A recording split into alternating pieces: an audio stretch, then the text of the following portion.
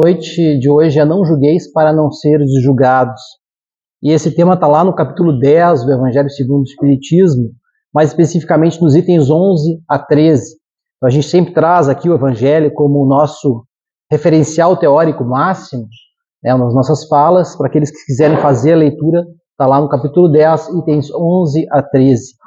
E nessa parte, o Evangelho nos apresenta a passagem que consta no Novo Testamento, narrada por dois evangelistas. Primeiro, uma passagem que é apresentada por Mateus, que nos recomenda que nós não julguemos o nosso semelhante, porque com a mesma intensidade que nós julgamos o nosso semelhante, nós seremos julgados. Essa é a primeira passagem lá apresentada. E a segunda passagem consta no Evangelho de Lucas. É aquela passagem em que levam à praça pública uma mulher que teria sido pega em adultério. E questionam Jesus. Esta mulher foi pega em adultério. E a lei de Moisés diz que as mulheres pegas em adultério devem ser apedrejadas. O que deve ser feito? O que devemos fazer? Eles perguntam a Jesus. E Jesus, ele silencia. Muitas vezes, quando nós recebemos perguntas com possíveis respostas absurdas, nós silenciamos até para que o outro possa ter um feedback através do nosso silêncio. E talvez seja isso que Jesus tenha feito no primeiro momento, tenha silenciado com esse propósito de dar a entender que aquelas alternativas que estavam sendo apresentadas para a pena da mulher eram absurdas. Ele silencia.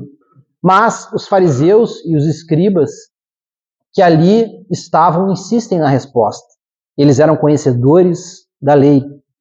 Eles cultuavam a lei de Moisés.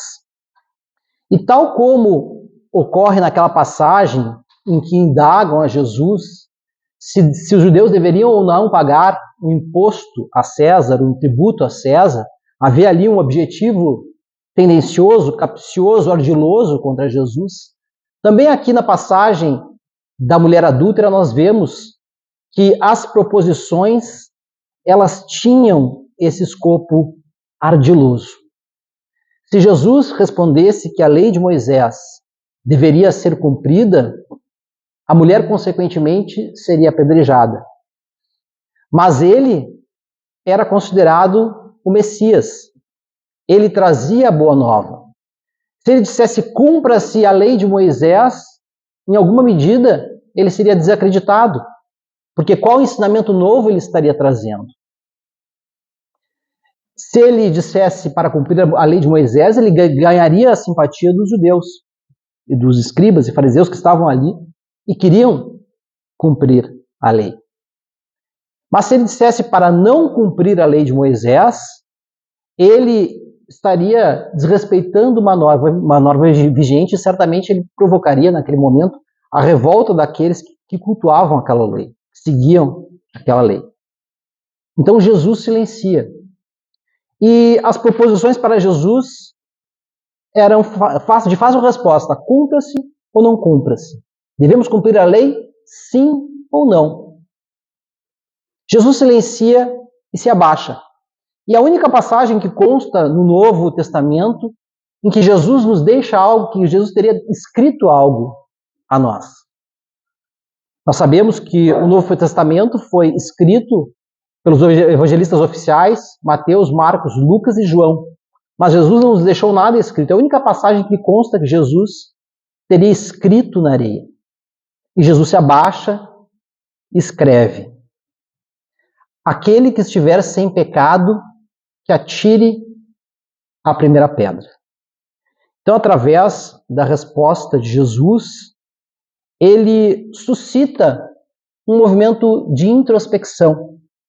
Aqueles que ali estavam, talvez tivessem o mesmo pecado da mulher adúltera.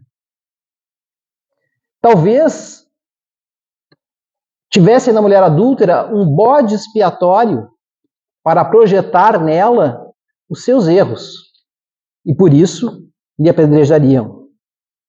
Mas o questionamento formulado por Jesus A proposição formulada por Jesus promove esse movimento de introspecção.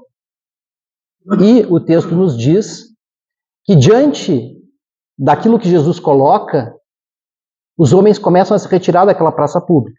Primeiro os mais velhos, e talvez primeiro os mais velhos, porque tinham mais tempo de vida, talvez eles tivessem mais pecados, ou talvez com maior sabedoria eles admitissem de uma forma mais fácil os seus erros, então eles começaram a se retirar primeiro. No segundo momento, começam a se retirar os homens não tão jovens, a ponto de ficar Jesus e a mulher. Jesus olha para a mulher e pergunta: onde estão os teus acusadores? E ela responde: se foram.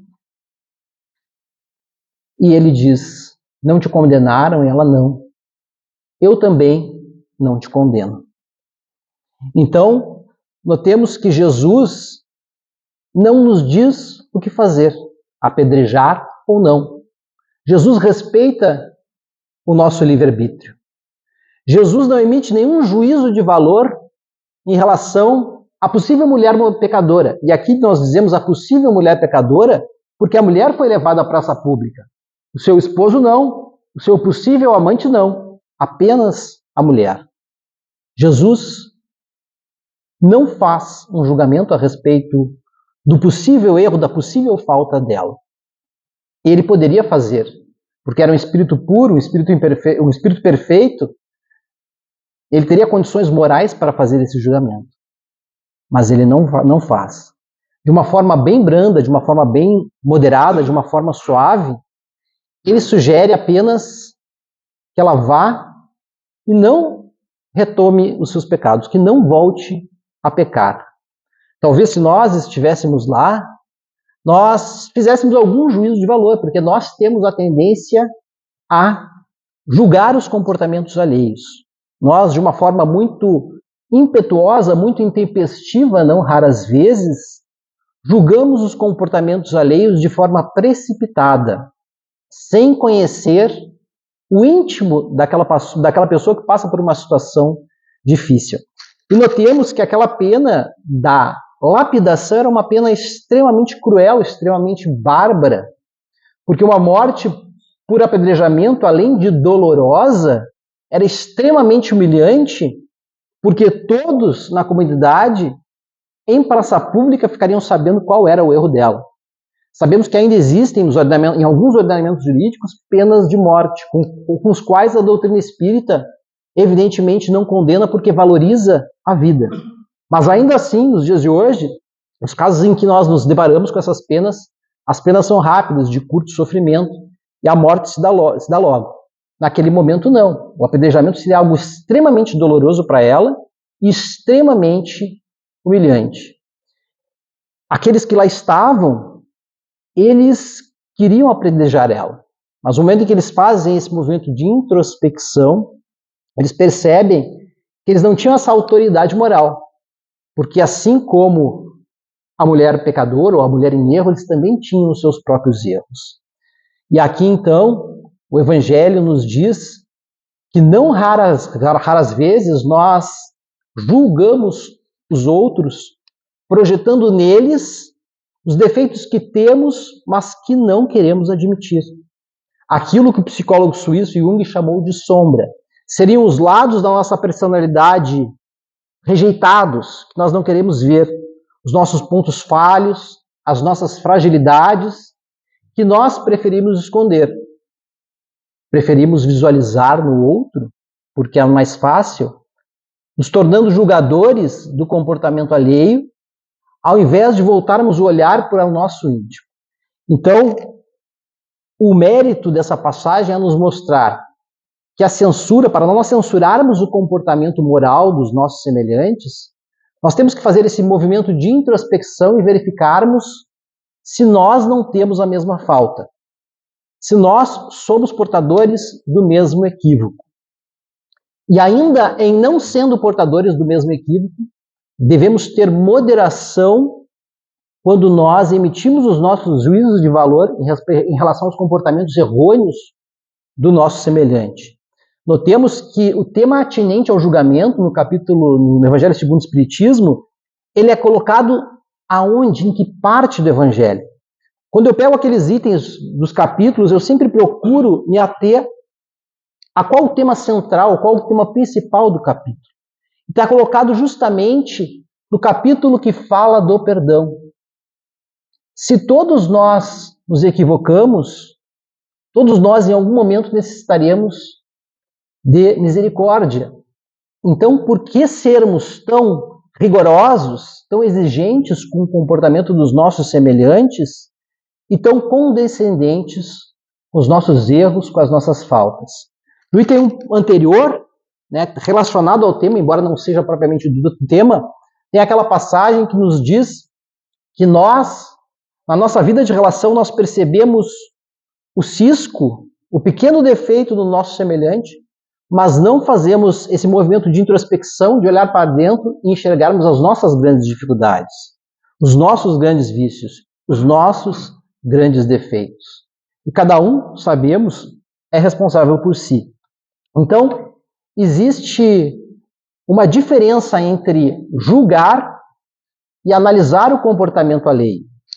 Quando nós emitimos um juízo de valor a respeito do comportamento de alguém, nós formamos a nossa opinião a respeito de alguém. Mas a nossa opinião não significa necessariamente que aquela pessoa seja daquela forma. É o nosso ponto de vista. E muitas vezes, um ponto de vista bem limitado, porque nós não conhecemos a história da pessoa, não conhecemos a sua formação, não conhecemos os seus valores, não conhecemos as suas referências, talvez não tenhamos passado pelas mesmas dificuldades que a pessoa passou. Então, qual a autoridade moral para exercitarmos o julgamento de uma forma tão intensa, de uma forma tão áspera, de uma forma tão rigorosa?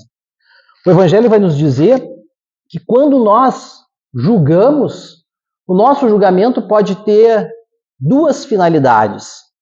A primeira finalidade seria nós corrigirmos o mal, ou nós ajudarmos o outro a corrigir o mal.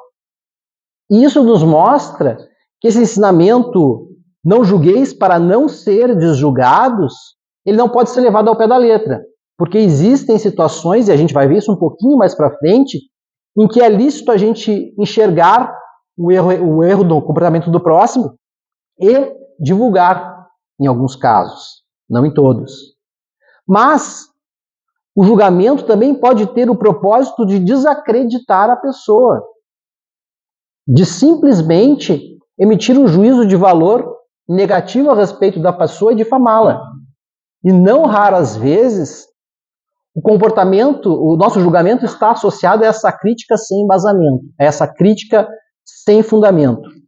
Por isso existe uma diferença crucial entre o ato de julgar e o ato de discernir. O discernimento faz bem, porque analisar é uma postura de maturidade. O julgamento ele é peso energético. Quando nós julgamos alguém que cometeu um crime e nós persistimos nesse julgamento, nós recriminamos, nós passamos alguns dias falando a respeito do assunto, nós estabelecemos uma vinculação energética com o ser que cometeu o crime e atraímos para a nossa psicosfera pessoal aquela densidade. Então tem pessoas que têm, digamos assim, o hábito compulsivo, o hábito contínuo de julgar os outros, vendo apenas o aspecto negativo no comportamento dos outros, estabelecem um processo de sintonia e, consequentemente, a sua psicosfera pessoal fica impregnada por essas energias de baixo teor vibratório. O discernimento aproxima e protege. O julgamento afasta e cria barreiras nas relações. O discernimento é o raciocínio conduzindo o sentimento para criar o bem maior. O julgamento é doença emocional. Então, notemos que a doutrina espírita não nos proíbe de enxergarmos o equívoco no comportamento dos nossos semelhantes. Absolutamente não.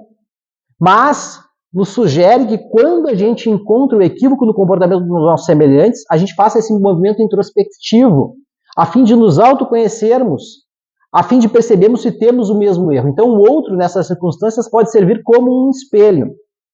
Nesse sentido, complementando o conteúdo, a questão 903 do Livro dos Espíritos. É lícito identificar as imperfeições alheias e a resposta do Espírito de verdade. Incorrerá em grande culpa se o fizer para criticar e divulgar, porque será faltar com a caridade. Se o fizer para tirar daí proveito, para evitá-los, tal estudo poderá ser-lhe de alguma utilidade. Importa, porém, não esquecer que a indulgência para com os defeitos de outrem é uma das virtudes contidas na caridade. Antes de censurardes as imperfeições dos outros, vede se de vós não poderão dizer o mesmo. Tratai, pois, de possuir as qualidades opostas aos defeitos que criticais no vosso semelhante.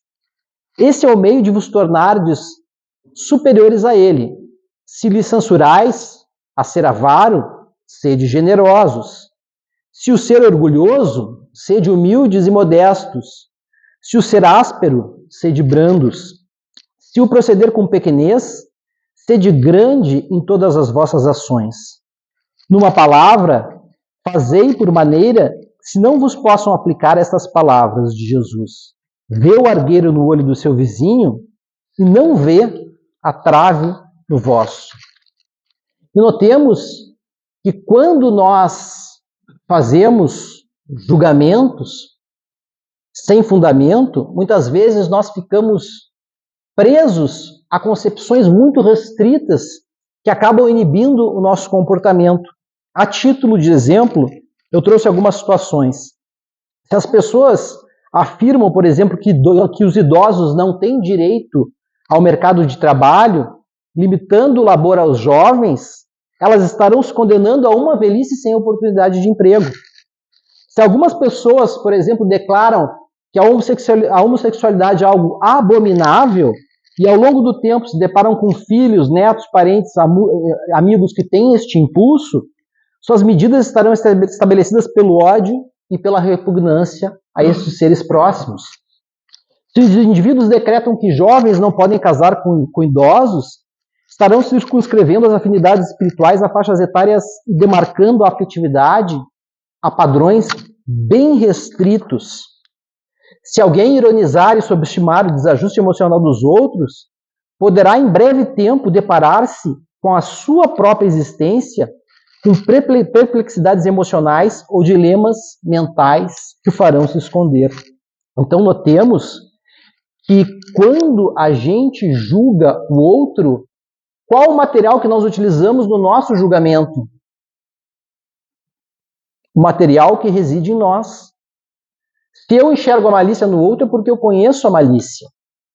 Se alguém, um engenheiro espacial, me mostrasse um motor quebrado de uma nave espacial e me perguntasse aonde está o problema deste motor, eu teria condições de identificar?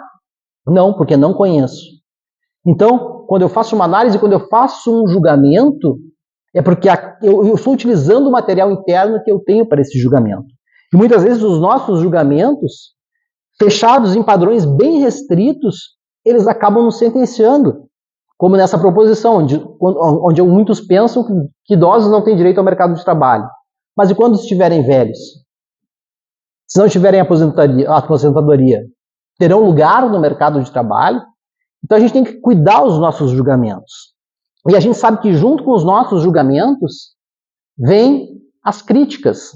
Nós temos a tendência, não apenas a tendência de julgar, mas a tendência de criticar.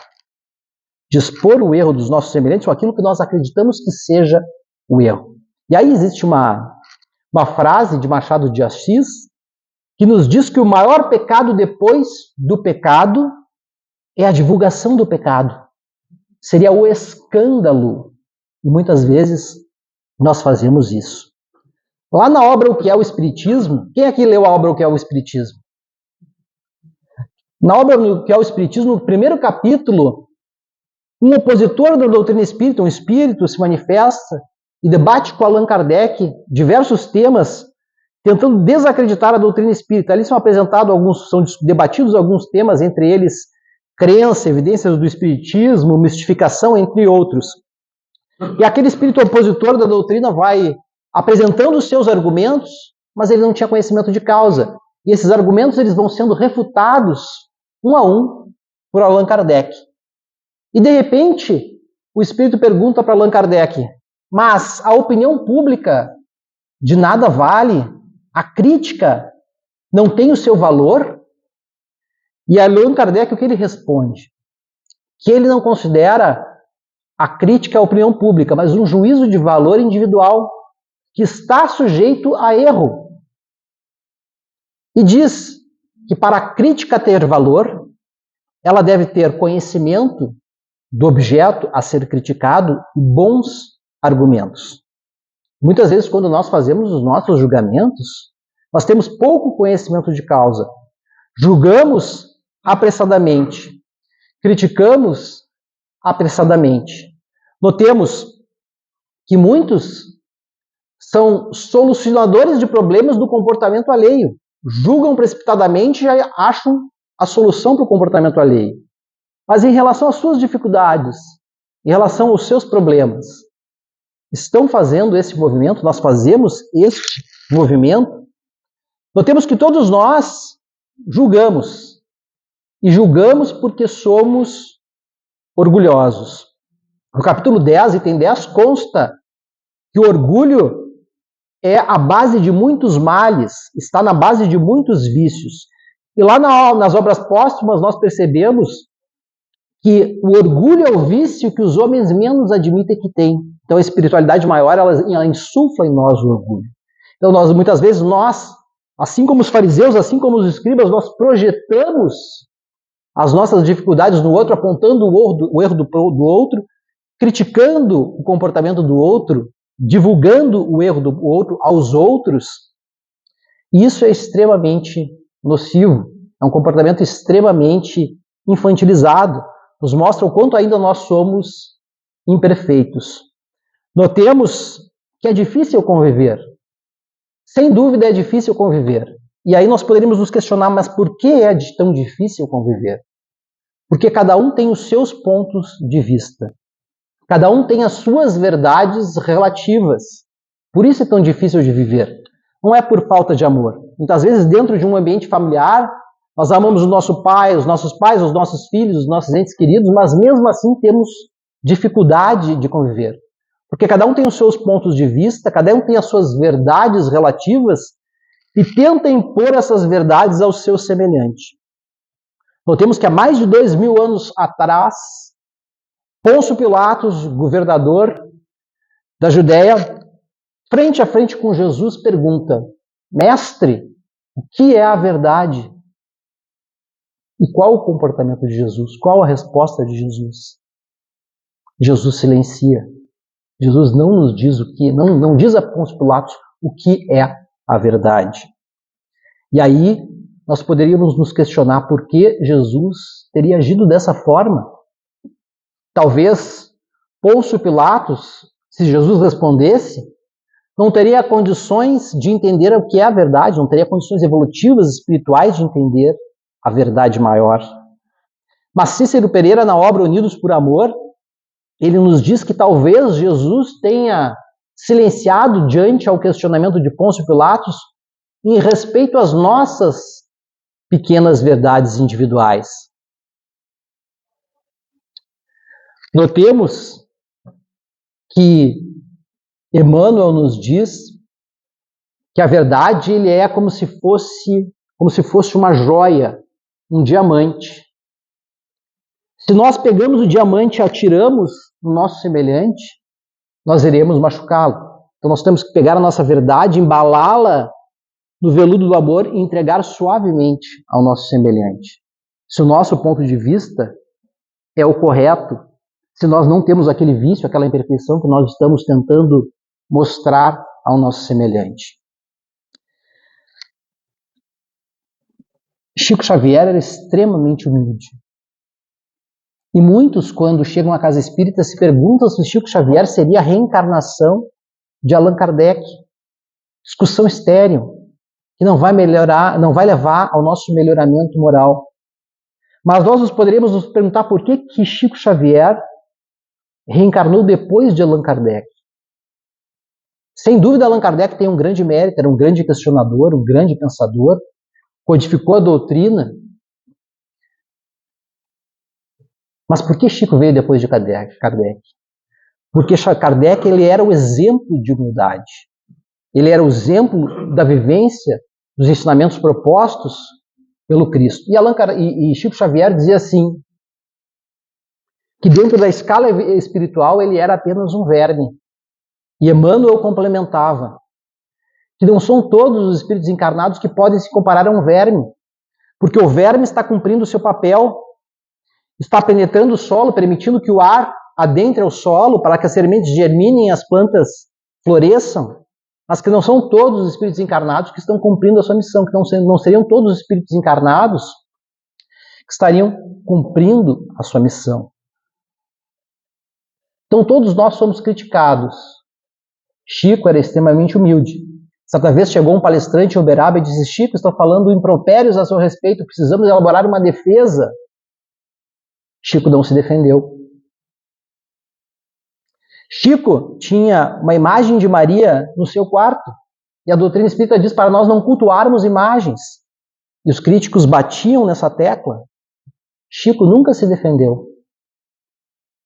Mas Chico psicografou um soneto que dizia: para se alcançar a felicidade, é preciso uma gota de verdade dentro de 1 litro de amor. E nós, o que fazemos? Nós pegamos um caminhão da nossa verdade e queremos atirar no outro sem nenhuma gota de amor. Então, certamente é difícil conviver porque nós somos orgulhosos. E a humildade é a chave para o bom relacionamento. A humildade conduz à união, à amorosidade. Dentro desse processo de analisarmos o comportamento dos outros, e a doutrina espírita não recrimina que façamos isso, nós devemos ter esse sentimento de indulgência que o capítulo 10 nos propõe. Mas, mais do que isso, nós devemos focar no que o nosso semelhante tem de positivo. Vejamos Jesus prestes a desencarnar, ele disse: Pai, perdoa-lhes, porque eles não sabem o que fazem. E Jesus, ele via e focava no lado positivo, não no lado negativo, não nos aspectos negativos. Tanto é que Jesus teria dito: sede prudentes como as pombas, mas sede mansos como as pombas, mas prudentes como as serpentes. Talvez, se nós fizéssemos uma enquete e cada um pudesse dar o seu juízo de valor a respeito das serpentes, alguns diriam traiçoeira, venenosa, certamente a grande maioria acharia aspectos negativos no comportamento da serpente. Talvez todos nós. Mas Jesus enaltece a qualidade positiva da serpente.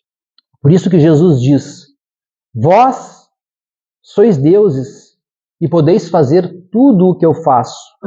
Embora aqueles que estavam ali na praça pública para apedrejar a mulher adúltera fossem espíritos imperfeitos, Jesus poderia dizer: Pai, lança um tsunami sobre esses homens imperfeitos, impuros. Ele diz que nós somos deuses e podemos fazer o que ele fazia. Ou seja, ele enxerga o melhor de nós, o nosso melhor potencial, ele enaltece isso. Não enaltece o vício, a imperfeição, o equívoco, o erro. Podemos reconhecer? Podemos. Reconhecer as dificuldades do nosso próximo. Devemos divulgar? Depende. Existem situações que aquele indivíduo que está em erro está prejudicando apenas a si próprio. É lícito divulgar a terceiros? Com que finalidade, se não denegrir o comportamento equivocado dos outros? No entanto, existem aquelas situações, e essas recomendações estão lá na parte final do capítulo 10, em que um comportamento imperfeito, um comportamento errôneo do nosso semelhante prejudica outros. Nessas situações, como proceder?